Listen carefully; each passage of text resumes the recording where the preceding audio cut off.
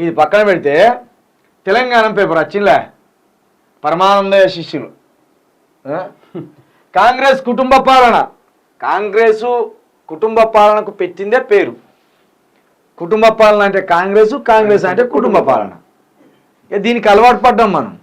అలవాటు పడి తన్నుతా అంటే ఎందుకో మరి కాంగ్రెస్ తన్నుతా అంటే మనకే మంచిగా అనిపిస్తుంది కావచ్చు ప్రజలకు.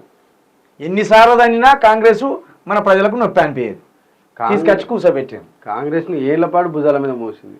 పార్లమెంట్ ఎన్నికల్లో కుటుంబ సభ్యులకే టికెట్లు, వారసుల కోసం నేతల పాటలు. పెద్దపల్లి, నల్గొండ, ఖమ్మం, వరంగల్ స్థానం ఏదైనా తమ వాళ్ళకే టికెట్లు. కుటుంబ పాలనకు అసలైన చిరునామా కాంగ్రెస్. నెహ్రూ నుంచి రాహుల్ వరకు అందరూ వారసులే. వారసత్వ రాజకీయాల్లో కాంగ్రెస్ తర్వాతే ఎవరైనా. అంతే సింపుల్. కుటుంబ పాలనకు care of address Congress party. వారసత్వ రాజకీయాలను ప్రేరేపిస్తూ కుటుంబ రాజకీయాలకు కొత్త మెరుగులు అద్దడంలో తనకు తానే సాటి. ఆ పార్టీ హైకమాండ్ లో నెహ్రూ నుంచి రాహుల్ వరకు అందరూ రాజకీయ వారసులే. ఇప్పుడు రాష్ట్ర కాంగ్రెస్ లోనూ అదే తరహా రాజకీయం నడుస్తుంది. కాంగ్రెస్ నాయకులు తమ వారసులను తెర మీదకు తెస్తూ కుటుంబ పాలనకు, వారసత్వ రాజకీయాల్లో తమను మించిన వాళ్ళు లేరని మరోసారి నిరూపించుకున్నారు.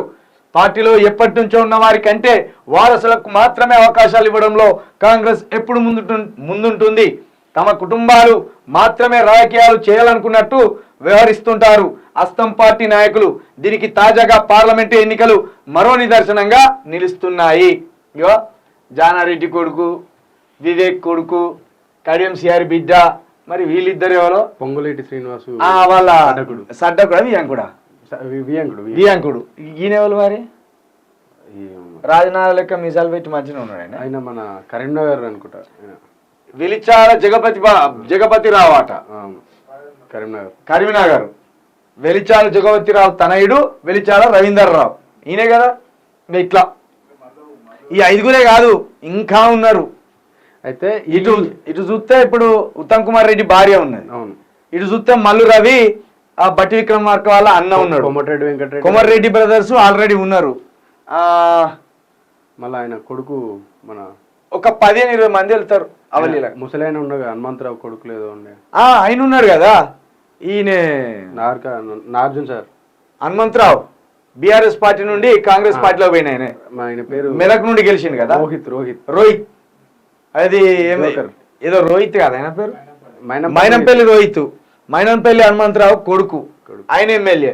ఇద్దరు వీళ్ళ ఐదుగురు, వాళ్ళిద్దరు 15-20 మంది మొత్తం కుటుంబ సభ్యులే ఉన్నారు.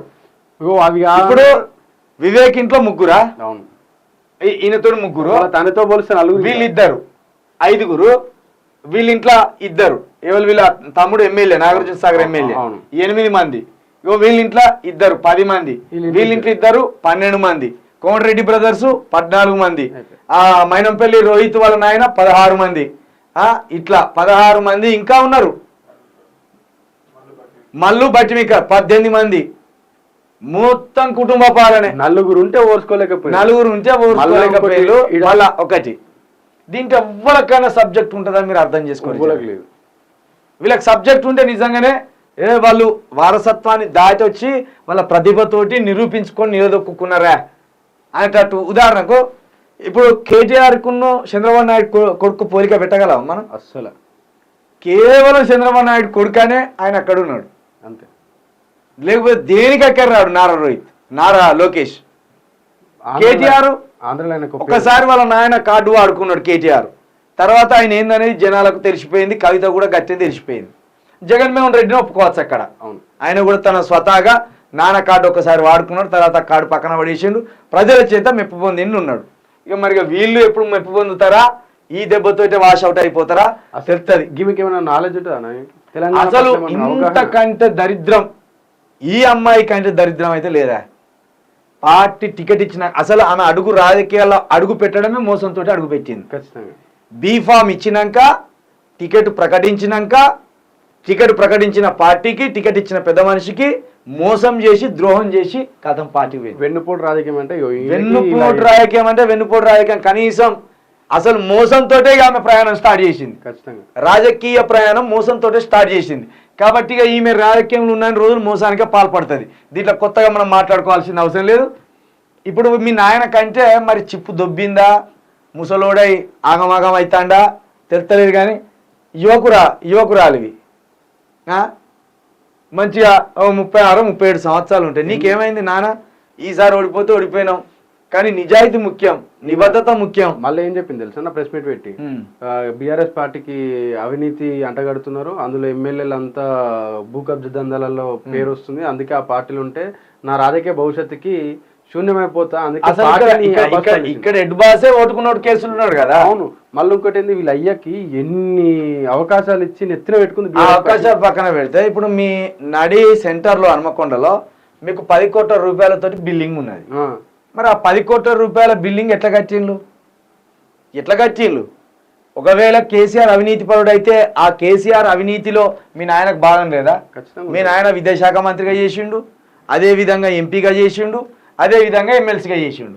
మరి ఆ ప్రభుత్వం అవినీతి చేస్తే ఆ ప్రభుత్వంలో ఉన్న మీరు కూడా భాగస్వాములు అవుతారు కదా.